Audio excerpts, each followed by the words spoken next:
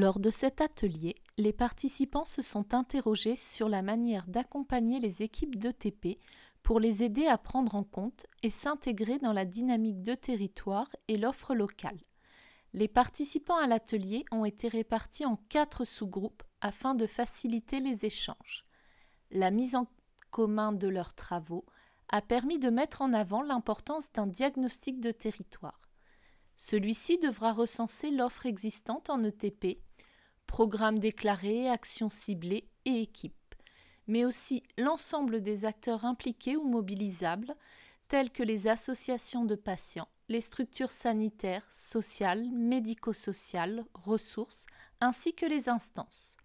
Ce diagnostic donnera aussi une visibilité sur l'état de santé des populations et la prévalence des maladies chroniques. Par ailleurs, les structures ressources peuvent accompagner les équipes ETP en créant et en facilitant le lien entre les acteurs et notamment entre la ville et les établissements de santé.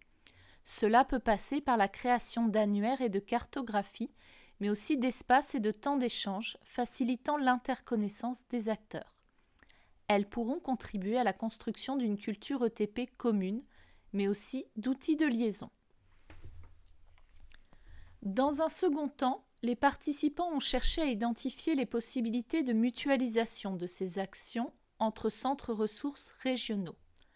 Concernant le diagnostic de territoire, il apparaît que cette mutualisation pourrait s'appuyer sur un support de cartographie digitale commun, tel que monetp.fr, ainsi que l'identification des structures et dispositifs nationaux.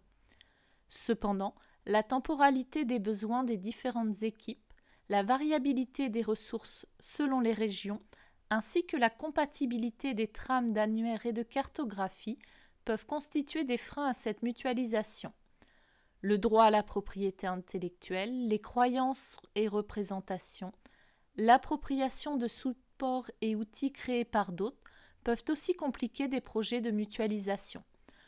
Les groupes insistent sur la nécessité d'une co-construction et d'une interconnaissance des acteurs des centres ressources. Cela nécessite des temps de travail partagés.